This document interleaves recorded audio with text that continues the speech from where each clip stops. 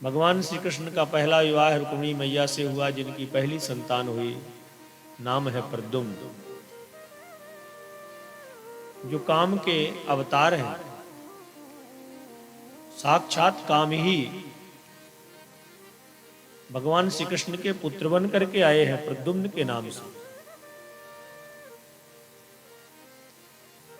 संसार में जिसकी जितनी प्रतिष्ठा है, जितना सम्मान है, उतने आलोचक भी होते हैं। ये प्रकृति का नियम है। यदि आपके जीवन में जितने प्रशंसक हैं, उसी अनुपात से आपके आलोचक भी होंगे।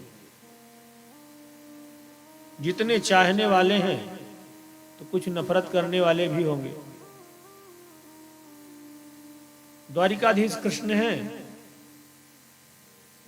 उनसे भी लोग ईर्षा करते हैं।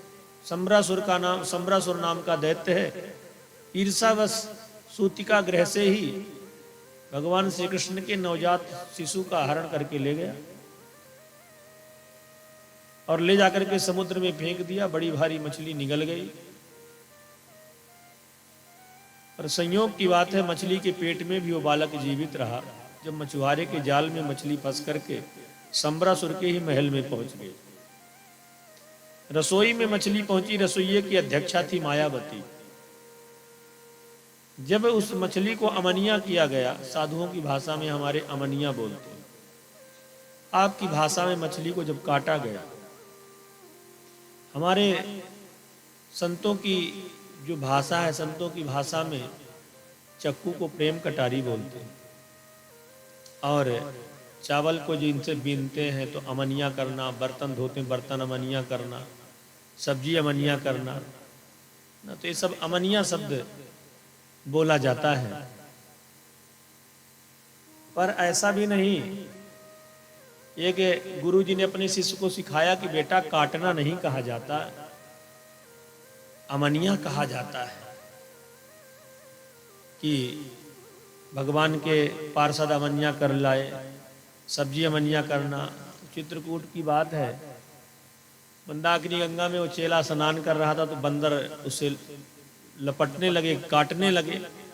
तो चिल्लाया बड़े जोर से, दौड़ो दौड़ो बंदर अमनिया कर रहा है, दौड़ो दौड़ो बंदर अमनिया कर रहा है। गुरुजी ने कहा, मूर्ख, सब जगह है अमनिया शब्द कहाँ प्रयोग हो गए, भी तो जानकारी होना चाहिए।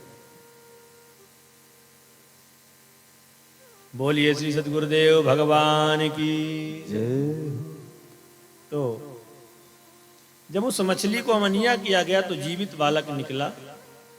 मायावती के पास वो बालक पहुंचा। मायावती ने चुपचाप उसे रख लिया सम्रासुर के चोरी में छुपा करके, और लालन पालन, पुत्रवत लालन पालन करने लगी। धीरे धीरे बालक कुछ बड़ा होने लगा। एक दिन नारद जी आए और नारद जी ने कहा, देवी, जिस बालक का तू लालन पालन कर रही है, वो बालक तुम्हारा बालक नहीं है। तो कौन है महाराज? कहा, ये तुम्हारे पतिदेव हैं। कहा, मेरे पतिदेव कैसे हो सकते हैं? नारद जी ने पूर्व जन्मों का वृत्तांत बताया मायावती को कि देखो, तुम पूर्व जन्मों में कामदेव की पत्नी रति थी, जब भगवान भोलेनाथ ने कामदेव को भस्म कर दिया। तुम्हारे प्रार्थना पर भगवान शिव ने आशीर्वाद दिया था कि देवी, जब यदुवंश कृष्ण अवतारा हुई है, हरणि महामहिमारा, कृष्ण तनय हुई है पति तोरा, बचन अन्यथा होई न मोरा। वही कृष्ण के पुत्र प्रद्युम्न हैं, तुम्हें पुत्र रूप में मिले हैं, पर ये तुम्हारे पति हैं। और इन्हीं के हाथ से सम्रासुर जैसे दुष्ट का वध निश्चित है। जब से मायावती ने जाना, रसायन विद्या आती थी मायावती को, रसायन विद्या के द्वारा मायावती ने उस बालक को जल्दी से बड़ा कर लिया और एक कामनी की दृष्टि से, कांत भाव से प्रद्युम्न जी को देखने लगी।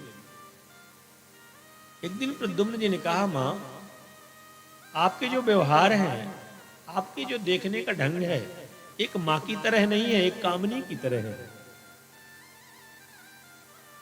मुस्कुराकर के मायावती ने कहा, बिल्कुल सही कहा आपने, आप मेरे पुत्र नहीं हैं, आप तो मेरे पति देव हैं। सारा जब वृत्तांत सुना दिया, प्रद्युम्न जी के द्वारा सम्रासुर का वध होता है और प्रद्युम्न जी अपनी पत्नी रति को लेकर के द्वारिकापुरी में प्रवेश किया।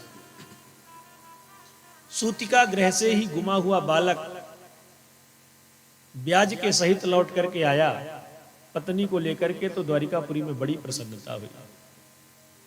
भगवान श्री कृष्ण ने बड़ा उत्सव मनाया, सबको दान दक्षिणा दिया।